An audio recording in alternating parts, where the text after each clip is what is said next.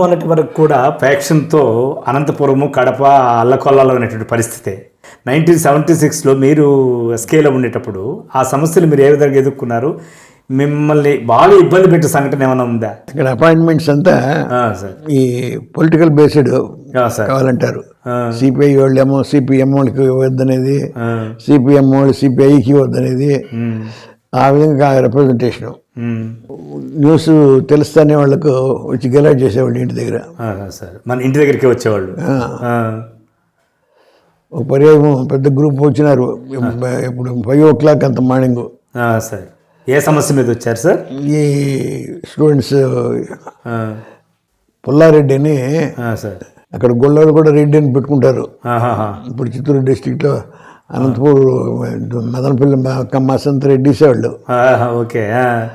ఒక సెలెక్ట్ అయినాడు పుల్లారెడ్డి అని. ఇది నాటే రెడ్డి, బట్ సిపిఎం వాడు. సిపిఐ వాళ్ళు అపోజ్ చేస్తూ వచ్చినారు. వాడిని సెలెక్ట్ చేసినట్టుగా నాకు జ్ఞాపకం వచ్చింది. ఆ న్యూస్ కావాలని నేను తెస్తాను ఫైల్ అని చెప్పని లోపలికి పోయి గన్ ఎత్తుకొని వచ్చిన. ఎత్తుకొని వచ్చే కొద్దికి పెరుగుతారు స్టూడెంట్స్. మీరే గన్ ఎత్తుకొచ్చారా? గన్ను బట్టి వెంకటరెడ్డి గారు అయితే మీరు ఆ రోజుల్లోనే ఒక విద్యా రంగంలో అధిపతిగా ఉండి, ఆయన రామచంద్రారెడ్డి ఎస్పీ అతను ఇంట్రెస్ట్ తీసుకొని తెచ్చినాడు. మీరు గన్ పెట్టుకోండి సార్ మీరు, లేకపోతే కష్టం వెళ్తావు కష్టని. అట్లా బాగా ప్రధానంగా బాగా మిమ్మల్ని కానీ విద్యా వ్యవస్థను కానీ మొత్తం డిస్టర్బ్ చేసిన ఇంకేమైనా ఉందా సార్ ఇన్సిడెంట్? అంటే ఫీల్డ్ వర్క్ మేము పల్లె పోయేవాళ్ళం. యూజీసీ గైడ్ లైన్స్ ఏమంటే 1990 లిటరసీ ఇయర్ ఇది. 100% లిటరసీ ఒకటి వచ్చేమని. అనంతపూర్లో almost every village we have different departments we have adopted. దత్తత తీసుకున్నాము. ఫిజిక్స్ ఒక డిపార్ట్మెంట్ దత్త, ఇంకొక డిపార్ట్మెంట్ ఇట్లా తీసుకొని కవాడి ఎంటైర్ అనంతపూర్ డిస్ట్రిక్ట్ 100% లిటరసీ వచ్చేవాడు. About which I feel proud. మరి అటువంటి దాన్ని కూడా ఎదుర్కొన్నారు మీరు. ఎదుర్కొన్నాం. తర్వాత ఏ యొక్క ఉపాధ్యాయుడికి దక్కని విషయం ఏమంటే, ఒకటి అనుభవము ఒకటి సంఘటనలు కూడా అటు ఎస్కే యూనివర్సిటీకిను ఇటు ఎస్వి యూనివర్సిటీకిను టీచింగ్ స్టాఫ్లో ప్రధానమైన తేడా మీరు ఏం గుర్తించారు సార్ మీ అనుభవంలో? అక్కడ కానీ ఇక్కడ కానీ స్టాఫ్ అడిక్వేట్గా వర్క్ లేదు. కానీ ఇక్కడ దాదాపు ఎక్కువగా క్యాస్ట్ బేస్డ్గా రాజకీయాలు చేయాలి. క్యాస్ట్ బేస్డ్ పాలిటిక్స్ ఇక్కడ, ఆడేమో ideology based politics. Sir ideology అంటే ఎట్లా, లెఫ్ట్ ఓరియంటెడా ఇంకేమన్నా ఐడియాలజీ? సిపిఐ సిపిఎం కూడా డిఫరెన్సెస్. సిపిఐకి ఇస్తే సిపిఎం వాళ్ళు అపోజ్ చేసేవాళ్ళు, సిపిఎంకి వస్తే సిపిఐ వాళ్ళు అపోజ్ చేసేవాళ్ళు. ఓకే ఓకే, ఆ విధంగా ఉండింది. ఇక్కడ ఆ విధంగా లేదు. Caste oriented. క్యాస్ట్ ఎక్కువగా డామినేషన్ క్యాస్ట్ గా ఏముండేటివి సార్? రెడ్డి అండ్ కమ్మాస్. రెడ్డి అండ్ కమ్మానస్. ఇప్పుడు పొలిటికల్ నడిచినట్టుగానే ఆ యూనివర్సిటీ కూడా అప్పుడు అట్లే ఉండేది. తర్వాత ఇక్కడ మీకు ప్రముఖ నాయకులైనటువంటి వాళ్ళు మీ స్టూడెంట్స్. అదేవిధంగా ఎస్కే యూనివర్సిటీలో అనంతపురి ఏరియాలో మీ స్టూడెంట్స్గా ఉండి ప్రముఖులైనటువంటి వాళ్ళు ఏమైనా ముఖ్యమైన వాళ్ళు ఎవరు సార్? ఇప్పుడు రఘువీరారెడ్డి మా స్టూడెంటే. రఘువీరారెడ్డి ఇప్పుడు ఎంపీ అనంత వెంకటరెడ్డి కొడుకు వెంకటరామారెడ్డి, అతను మా స్టూడెంటే. Rural development first batch student Venkataramareddy. Ramakrishna వాళ్ళంతా బాగా నాకు బాగా పరిచయం. ఫ్రీక్వెంట్గా ఏదో ఇష్యూ ఎత్తుకొని వచ్చేవాళ్ళు. బహుశా ఆర్థిక శాస్త్రం బోధించే మీకు ఎక్కువగా రాజకీయ నాయకులైన విద్యార్థులు ఉన్నారు కదా, అదేవిధంగా మీ యొక్క సబ్జెక్ట్లో ఒక కొత్త విలువలు సృష్టించినటువంటి వాళ్ళు విద్యార్థులు ఉన్నారా ఎకనామిక్స్లో? ఎకనామిక్స్లో ప్రొఫెసర్ స్థాయికి వెళ్ళే ఎదురు వాళ్ళు ఉండేరు, గలాట్ చేసేవాళ్ళు ఉన్నారు. ఓకే. ఆర్థిక రంగానికి సంబంధించి అయితే ఎవరు అంత ఇది పోలా. రాజకీయంగా మాత్రం ఈ ఆర్థిక శాస్త్రం బేస్ చేసుకుని రాజకీయాల్లో బాగా ప్రముఖులైనారంతా ఈరోజు పెద్ద పెద్ద నాయకులు. అవును. తర్వాత సార్ ఈ సుదీర్ఘ ప్రయాణంలో ఎస్కేలోనో ఎస్వీలోనో విశాఖపట్నం ఇన్ని చోట్ల చదివి ఉపాధ్యాయులుగా వృత్తి నిర్వహించి వీసీగా ఎదిగి కూడా తరువాత రిటైర్డ్ అయిన తర్వాత ముఖ్యంగా సాహిత్య రంగంలో ఎక్కువ కృషి చేశారని విన్నాం. సాహిత్యం మీద అసలు ఆసక్తి కలగడానికి కారణం సార్ ఒక లెక్కలో ఎప్పుడు ఆర్థికం అంటేనే ఒక డ్రై సబ్జెక్టు, అలాంటి మీకు సాహిత్యం పట్ల మక్కువ ఎలా కలిగింది సార్? ఆయన సముద్రాల లక్ష్మయ్య ప్రతి సోమవారం ఎల్డర్స్ ఫోరం అని ఒకటి ఉంది ఊర్లో. ఆహా. నేను సభ్యుడికి నేను రిటైర్ వచ్చినాక ప్రతి సోమవారం ఆయన క్లాసెస్ తీసుకునేవాడు. యోగ వాసిష్టంలో ఒక 3 శ్లోకాలు ఇట్లా టీచ్ చేసేవాడు. అప్పుడు ఆ తలంపు వచ్చినప్పుడు నాకు ఈ ఒక గ్రంథం రాస్తే బాగుండని చెప్పి నేను మొట్టమొదట మహాత్ముల సూక్తి సుధాన్ని ప్రారంభించిన. విదురుని ఎదురు మొదలుకొని జిడ్డు కృష్ణమూర్తి వరకు. దాంట్లో యోగ వాసిష్టంలో 54 శ్లోకాలు, ఈ భగవద్గీతలో కొన్ని శ్లోకాలు తీసుకుని ముఖ్యంగా సందేశం ఇచ్చే శ్లోకాలు పెట్టున్నాను బుక్లో. బాగా 3rd ఎడిషన్ వరకు వచ్చింది, అది బాగా పాపులర్ అయింది. అప్పుడు మిమ్మల్ని గాంధీ పైన 3-4 పుస్తకాలు రాసినాను. అంటే గాంధీ లైన్ ఆఫ్ థింకింగ్ నేను I very much like. Okay, ఇంకా ఏమేమి పుస్తకాలు రాశారు సార్? దీనోస్టై సర్వుడు ఈ దీంట్లో ఉన్నది నా కంప్లీట్ బయోడేటా కూడా. Okay okay. పల్లెలో పుట్టింది. తర్వాత భారతీయ సంస్కారానికి భారతీయ సంస్కృతికి మూలమైనటువంటి భగవద్గీత మీద కూడా కృషి చేశారు మీరు.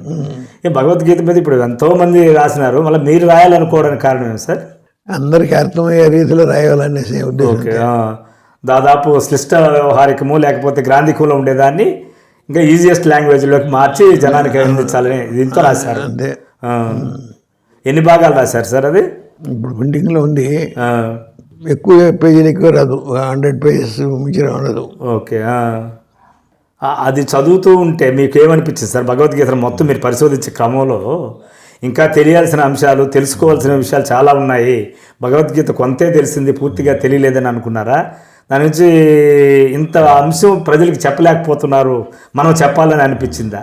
నాకు మా తండ్రి నేను ఈ హైయర్ ఎడ్యుకేషన్ బయలుదేరినప్పుడు మద్రాసులో అది కూడా రాసి ఉన్నాను పుస్తకంలో. కాట్పాడు రైల్వే స్టేషన్కి వచ్చినాము. నాకు ముందు ఒకటేమో వెంకటేశ్వర స్వామి పటం ఒకటి, 2 వచ్చి భగవద్గీత. రోజు స్వామికి పూజ చేసుకొని ఈ గీతలు 3 శ్లోకాలను చదువుకొని మా తండ్రి మాకు సలహా ఇలాంటి కూడా విధంగా చేస్తూ ఉంటాను. 3 శ్లోకాలు చదువుతాను. అదే సార్, ఆ రోజుల్లో మీ తల్లిదండ్రులు వ్యవసాయమే కదా సార్ ప్రధాన వృత్తి. వ్యవసాయమే. వాళ్ళు మిమ్మల్ని చదివించాలనే పట్టుదలతో ఇది చేస్తారా? మీకు బాగా చదువుతున్నారు కాబట్టి నేను ఎట్లయినా చదవాలని నా తల్లిదండ్రులు ఒత్తిడి చేసి మీరు చదివారా?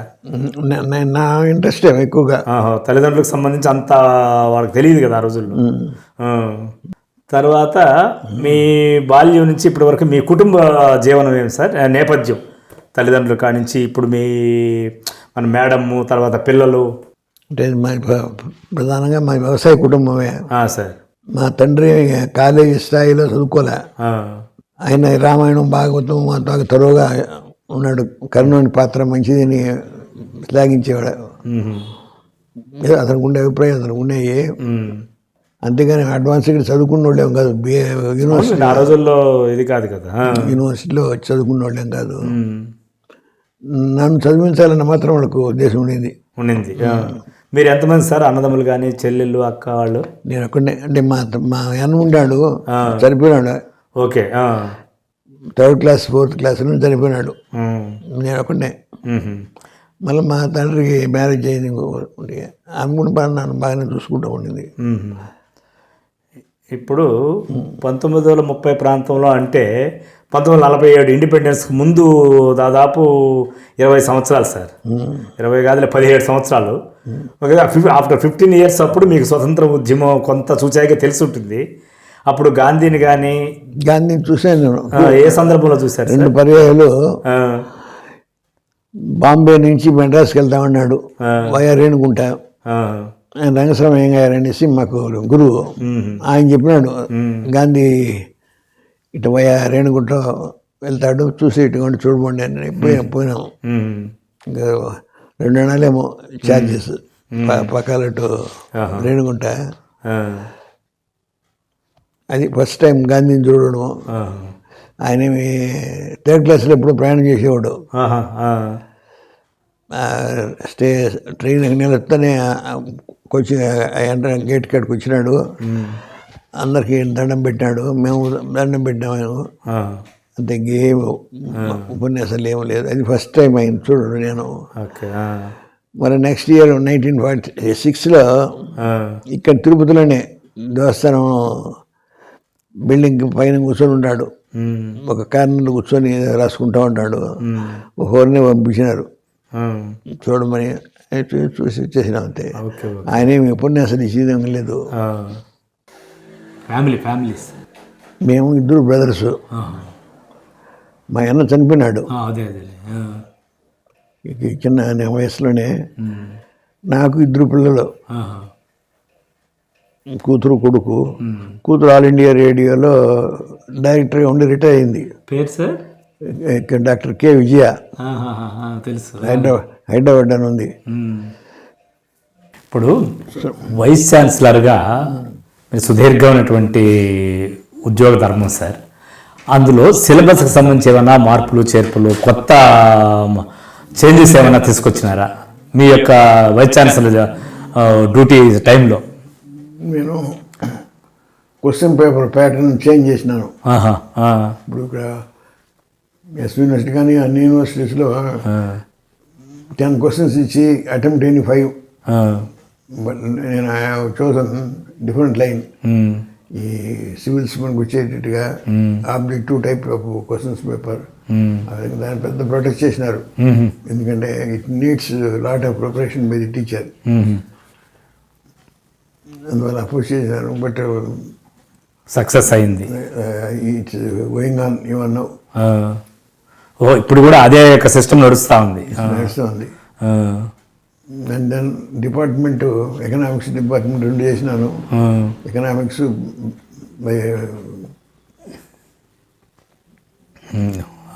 రెండు భాగాలుగా. పొలిటికల్ సైన్స్ 2 భాగాలు చేసినాను. మ్యాథమెటిక్స్ డిపార్ట్మెంటు వాళ్ళు కంప్యూటర్ అనేది ఒక సబ్జెక్ట్ చెప్తా ఉన్నారు. కంప్యూటర్ ఎంఎస్సి ఇన్ కంప్యూటర్స్ అప్పట్లోనే that I taken. MSc electronics physics డిపార్ట్మెంటే పెట్టినాము. ఉండే స్టాఫ్ అంతా ఏం చేసినాను. అదేవిధంగా రూరల్ డెవలప్మెంట్కి సంబంధించి కూడా చాలా కృషి చేశారని చెప్పారు మీరు. ఫస్ట్ ఆఫ్ ఇట్స్ కైండ్ ఇంతకుముందు లేదు ఎప్పుడు. రూరల్ డెవలప్మెంట్ పెట్టడం మేమే. ఆ బుక్ ఫస్ట్ టైం. నాకు స్టాండర్డ్ బుక్స్ అంటూ లేవు. బాంబే వాళ్ళు కూడా దీన్ని ఫాలో అవుతున్నారు. ముంబై యూనివర్సిటీ కూడా student employment and guidance cell అని పెట్టినాను. స్టూడెంట్ డేస్లోనే they must prepare for some examination. ఏ ఎగ్జామినేషన్స్ ప్రొవిజన్ ఉంది అని వాళ్ళకి స్టూడెంట్స్ తెలియాల. ఆ విధంగా ఒకటి స్టూడెంట్ ఎంప్లాయ్మెంట్ గైడెన్స్ సెల్ అని ఒకటి పెట్టి, నా తర్వాత వచ్చిన వైస్ ఛాన్సలర్ అంతగా వెండప్ చేసినాడు అనుకోండి. That is different matter. The purpose of starting the employment guidance cell is to guide the students for their future. Student డేస్లోనే ప్రిపేర్ కావాలి మీరు ఎగ్జామినేషన్స్ అనే ఉద్దేశంతో నేను పెట్టినాను. కొంతమంది సీరియస్గా తీసుకునే వాళ్ళు ఉన్నారు, కొంచెం ఎంత వేస్ట్ ఆఫ్ టైం అనుకునే వాళ్ళు ఉన్నారు. సీరియస్గా తీసుకునే వాళ్ళు బాగున్నారు. ఓకే. స్టూడెంట్ డేస్లోనే ప్రిపేర్ అయ్యేది. కొంతమంది ఊరికి ఏదో స్కాలర్షిప్ కోసం చేరిన వాళ్ళు ఉన్నారు. అట్లా వాళ్ళే హాస్టల్లో భోజనం చేయడం, క్లాస్కి రావడం, ఏదో కలెక్ట్ చేయడం తప్ప ఇంకోటి లేదు. ముఖ్యంగా ఎంప్లాయ్మెంట్, ఈ రాయలసీమ డెవలప్మెంట్ స్టడీస్ అనేది మేజర్ ఇనిషియేటివ్. అనంతపురం డిస్ట్రిక్ట్లో ఇరిగేషన్ వెల్స్ ఏంగా ఉన్నాయి, ఏం ఎంక్రోచ్మెంట్ అయినాయా ఆ స్టడీ చేయమన్నాను. నాకు దగ్గర స్టడీ చేసినారు. గవర్నమెంట్కి రిపోర్ట్ పంపించడము. పోతే వర్క్ స్కిల్ ఉండాలని చెప్పి కోర్సు కూడాను. అంత సెల్ఫ్ ఫైనాన్సింగ్ కోర్సెస్ పెట్టినా నేను. సెరికల్చర్ సెల్ఫ్ ఫండింగ్ కోర్స్ ఇది గవర్నమెంట్ నుంచి ఏమి రాబోయలేదు అసిస్టెంట్స్ అని. Students have to pay and then study. Physical education మంచి డిమాండ్ జరిగింది. ఉండే స్టాఫ్ పట్టుకొని అనంతపురం డిగ్రీ కాలేజీలో ఉండే స్టాఫ్ వాళ్ళు టీచ్ చేసినారు. In that design the course. ఈ ఎంప్లాయ్మెంట్ గైడెన్స్ సెల్ అనేది that was all highly helpful. ఈ ఎగ్జామినేషన్స్కి ప్రిపేర్ కావాలా అంటే ఇన్ఫర్మేషన్ తెలియాలనేసి that was made use of by some students and benefited. కొంతమంది దాన్ని లైట్గా తీసుకున్నారు. I have listed out all my initiatives in this book. Okay okay. ముఖ్యంగా ఈ క్వశ్చన్ పేపర్ ప్యాటర్న్ చేంజ్ చేసిన మాత్రం major decision. Question paper pattern పూర్తిగా change చేశారు. ఈ సివిల్స్ ఉపయోగపడేట్టుగా ఆబ్జెక్టివ్ టైపు,